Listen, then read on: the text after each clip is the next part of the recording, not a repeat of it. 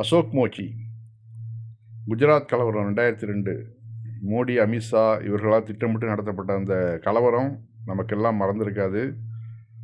அதில் பலனடைஞ்சது மோடியும் அமித்ஷாவும். ஆனால் இப்படிப்பட்ட ஏழை இந்துக்கள் இன்னும் அவர்களுடைய வாழ்க்கையில் ஒரு சூனியம்தான். எந்த ஒரு முன்னேற்றமும் கிடையாது. இப்போவும் செருப்பு தைக்கும் தொழிலாளியாக தான் தன்னோட வாழ்க்கையை ஓட்டிகிட்ருக்கிறாரு. இவரை யாருமே கண்டுக்கலை. அதில் கமெண்ட்ஸ்லாம் பாருங்கள். வினோத் அகிர்வார் அவர் சொல்கிறாரு, அருமை சார், தாமதமாகிவிட்டது, ஆனாலும் ஒருபோதும் இல்லாததை விட சிறந்தது. எல்லோரும் மக்களின் வார்த்தைகளை புரிந்து கொண்டால் இந்தியாவில் கலவரங்கள் இருக்காது, அரசியல் முடிந்துவிடும். அவர் இந்த மாதிரி கலவரம் பண்ணதுக்கு வருத்தம் தெரிவித்து ஒரு பதிவு ஒன்று போட்டிருக்கிறாரு, ஒரு பேட்டி. அந்த பேட்டியோட வீடியோ கடைசியில் இணைச்சிருக்கிறேன். அதில் கூட அவர் சொல்கிறது தான் அதில் வந்த கமெண்ட்ஸ்கள் தான் இது. ராஜேஷ் பக்ஸ் மீனா அவங்க என்ன சொல்கிறாங்க, குஜராத் கலவரம் எங்கு கலவரம் நடந்தாலும் அதில் ஓபிசி, எஸ்சி ஒருபோதும் பங்கேற்கக்கூடாது என்ற பாடத்தை கற்றுக்கொண்டது. அதான் மேல் ஜாதிகள் அங்கே உட்காந்து ஆட்டு வச்சு இந்த ஓபிசி, எஸ்சி இவர்கள் தான் கடைசியில் ஜெயிலுக்கு போகிறாங்க. ஏன்னா அவர்களுடைய பிள்ளைகள் துப்பாக்கியோடு நடக்கிறார்கள். ஆனால் ஏவி விட்டவங்களுடைய பிள்ளைங்கள்லாம் வெளிநாடுகளில் படித்து நல்ல பட்டம் பதவிகளோட சந்தோஷமாக இருக்கிறாங்க. மணிஷ்குமார்ங்கிறவர் எழுதுகிறாரு, குஜராத்தில் இருக்கும்போதும் அவரது வீடு இன்னும் காலணிகளை தைத்து வருகிறது. இதற்காக பாஜகவில் ஒரு வீட்டை கூட கட்ட முடியவில்லை. 2000 கலவரத்தின் போஸ்டர் பாய் அப்படிங்கிறாப்புல.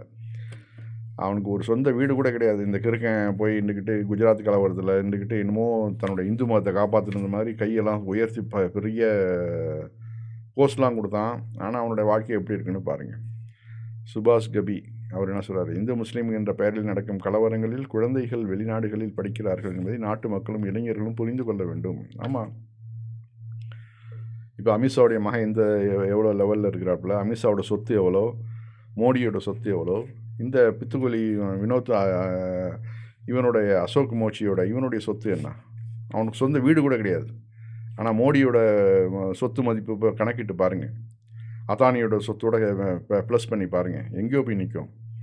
அதுதான் उनमें दंगों से मैंने ये सबक सीखा है भाई कि दंगों में हमेशा आम आदमियों का, हिंदू हो या मुस्लिम हो, उसका तो नुकसान ही होता है।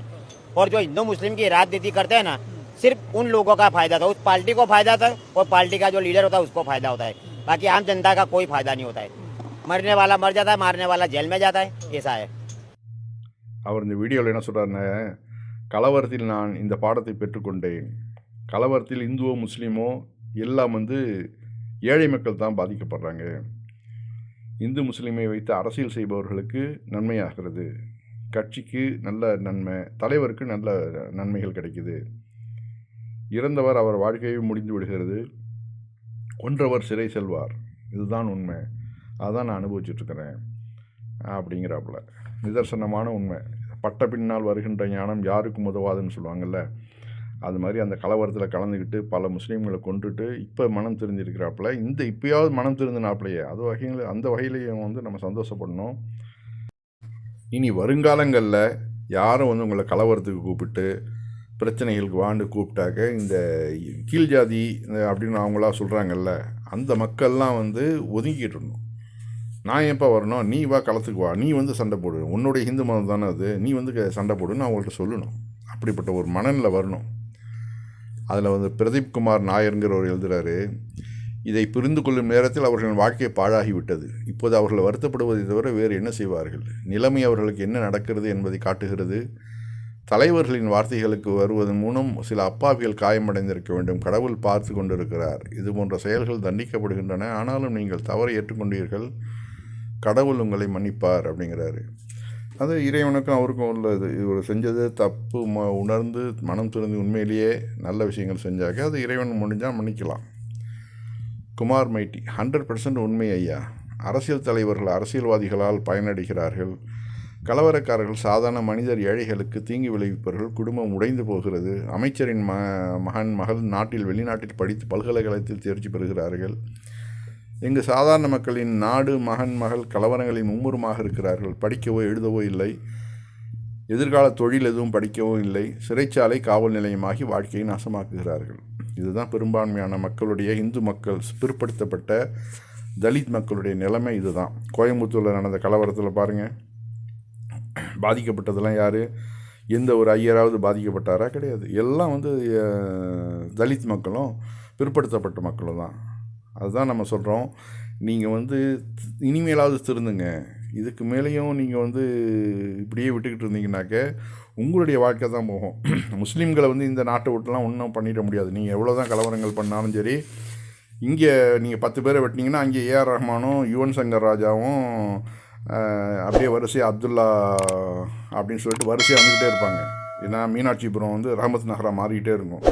ஆக ஒட்டுமொத்த இந்தியாவை நீங்கள் அழிக்க போகிறீங்களா? அது கிடையாது. இந்த வர்ணாசிரமம் இந்த நாட்டில் இருக்கிற வரைக்கும் இஸ்லாம் அதை அடித்து நொறுக்கிட்டு வளர்ந்துக்கிட்டு தான் இருக்கும். அதனால் நீங்கள் வந்து செய்ய வேண்டியது இந்து மதத்தில் உள்ள குறைகளை வந்து கலைஞ்சிங்கனாக்க ஆட்டோமேட்டிக்காக அந்த மத மாற்றங்கள்லாம் தடைப்படும். இந்த மத மாற்றங்களை தடை செய்கிறதுக்காக தான் இவர்கள் இவ்வளோ சூழ்ச்சிகள் பண்ணுறாங்க, முஸ்லீம்களை வெறுக்கிறாங்க. மத மாற்றங்கள் நிற்க வேணும்னு அவர்கள் உண்மையிலேயே விரும்பினா நோய் நாடி நோய் முதல் நாடின்னு வள்ளுவர் சொல்கிறார்ல, அது மாதிரி அந்த மத மாற்றத்துக்கு காரணம் என்னான்னு நீங்கள் முதல்ல புரியணும். இந்து மதத்தில் உள்ள வர்ணாசிரம கொடுமைகளை வந்து எல்லாம் தடை செய்யணும், சட்டம் போட்டு தடை செய்யணும், ஜாதி ஏற்றத்தாழ்வுகளை தடை செய்யணும். அப்போ தான் இந்து மதத்தின் இந்த மத மாற்றங்கள் நடைபெறாமல் இருக்கும்.